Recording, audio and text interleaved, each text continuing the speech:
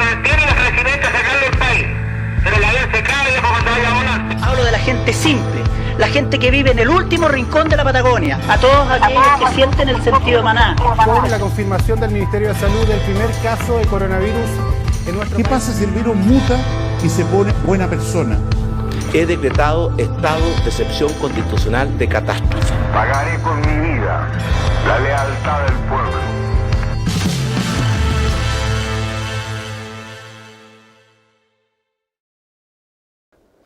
El año 70 yo había ingresado al Liceo de Hombres con Coeducación de Calama. Y el vivir la época de Salvador Allende del año 70, realmente fue todo increíble. Era una aventura nueva. Se suponía que venía un gobierno que cambiaba toda la forma que había ocurrido anteriormente.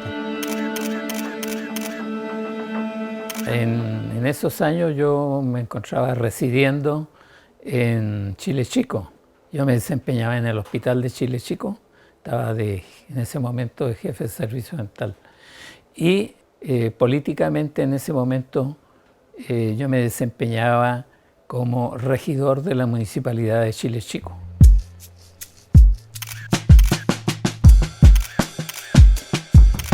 En el 70, por estas cosas de la vida, ya estaba ejerciendo en Puerto Aysén y tenía unas horas como dentista en Carabineros. Tenía yo 4 niños chicos y mi última bebé era de meses. Yo renuncié a Carabineros para dedicarme a la niña. Renuncié en mayo del 73.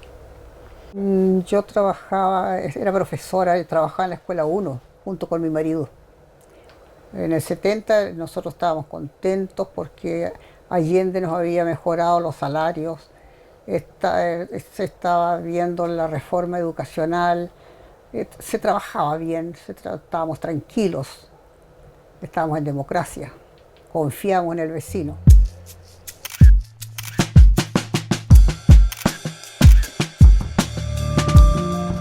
Fui viviendo en carne propia lo que se pretendía en aquel entonces, que fue genial. Comencé a ver el medio litro de leche en la mesa para todo el mundo, que no era para todos en aquel entonces. El cómo a las 10 de la mañana sacaban a todo el mundo al patio a tomar la famosa lechecita, que vaya que nos ayudó. Se hablaron, era la famosa escuela unificada. Yo era muy deportista y teníamos como un trato, si no especial, un poco diferente en el colegio para poder practicar, porque en mi caso yo hacía gimnasia olímpica y teníamos que venir a los campeonatos nacionales a Santiago. Pero también me sirvió para darme cuenta de lo que ocurría fuera de las clases. Es decir, había como un compromiso, el asumir una nueva vida, una nueva forma de tratarse, una nueva forma de encontrarse con la gente. En aquel entonces también hacía música y me tocó participar en varios grupos, en varios eventos. En el año 73, por ejemplo, me siento muy orgulloso de haber participado en los trabajos voluntarios que se hacían en la mina, en Chuquicamata.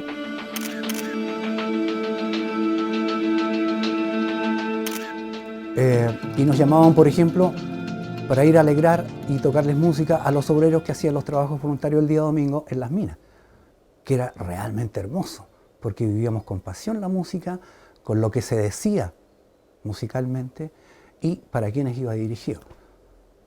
En esos años era, yo diría, un ambiente que probablemente era común en el resto del país también, porque había una comunidad más o menos grande en Chile Chico de funcionarios públicos y además de las mismas personas que vivían en la localidad. Era un ambiente en que había se compartía bastante la vida, tanto en el aspecto familiar como también por el trabajo. Y era muy agradable todo. Pero después ya del año 70, las cosas se complicaron y las amistades cambiaron, se enfriaron y ya no era el mismo ambiente. Para empezar, no dejaron gobernar Allende.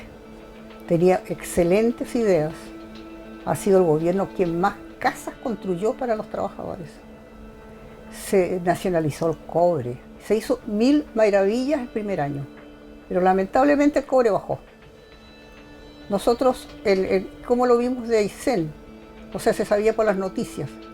Comenzaron ya, en esa época, se leía el Mercurio, la desinformación de todo lo que ocurría. Los vecinos, todo el mundo de diferentes corrientes políticas, estaba muy politizado el ambiente. Todos discutían por aquí o por allá en política. En aquel entonces, estoy hablando como un estudiante, como 16, 17 años, lo que más me extrañaba es cómo se fueron polarizando las ideas, la izquierda y la derecha. Creo que nunca habíamos tenido esa polarización tan aguda en nuestro país, a tal punto que en los colegios ya no se escogían, ya no se elegía al presidente de curso a través de la lista azul, la lista verde, sino que era directamente del Partido Comunista, del Partido Socialista, de la Democracia Cristiana y del partido de la derecha, que era el Partido Nacional. Era lo que había, es decir, la polarización política llegó incluso a los colegios. Yo creo que eso comenzó a separarnos. Bueno, como digo, yo creo que eso era una situación que era más o menos generalizada a través del país. Ahora, en comunidades pequeñas, eso como que se siente más porque uno se encuentra con las personas a cada rato, ¿no? En una ciudad grande no es así, es diferente. Así que eso impacta más. Con la baja del cobre vino el bajo del PIB y el endeudamiento del país y no las industrias. Todos los productores de alimentos y de ropa, de todo, comenzaron a bajar su nivel de producción y empezaron a acaparar. Entonces, ¿qué ocurrió? Que llegaba muy poco a Puerto Aysén. El año 72 hubo un caceroleo, ¿no? En protesta de que había desabastecimiento de ciertos productos de alimentación.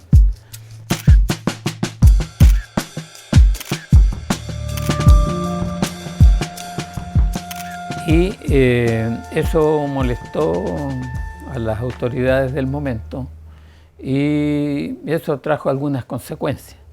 Y a mí me pareció importante eso porque a raíz de esa situación hubo mucha gente que también se dio cuenta de que no todo lo que se estaba o se había prometido se estaba cumpliendo.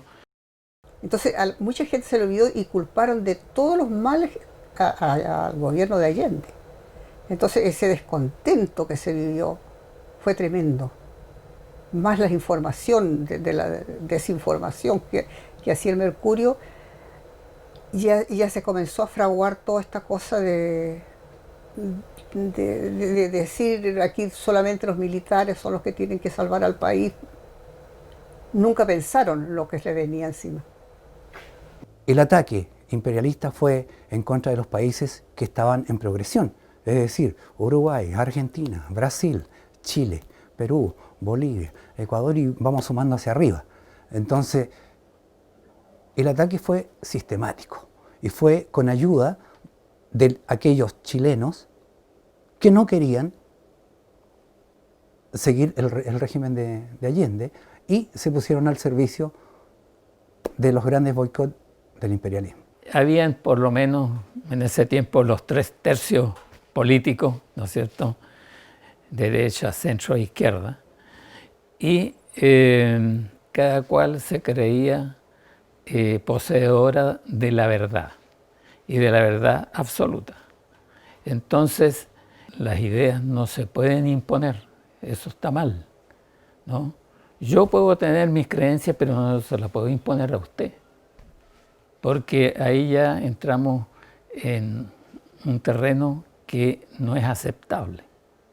Y eso es lo que estaba ocurriendo en ese momento. Y uno con las otras posiciones no se escuchaba y menos tenía intención de llegar a algún acuerdo. Yo creo que ese fue el problema más serio y que llegó finalmente al quiebre de la democracia.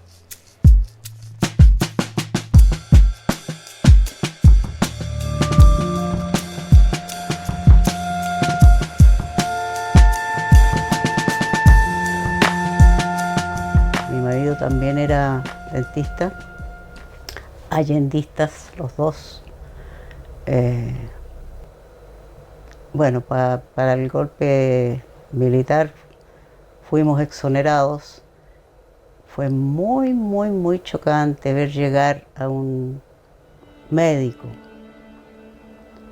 vestido con uniforme de combate, con un grupo de personajes vestidos iguales, irrumpir en el hospital y empezar a llamar de a uno a los que estábamos fuera.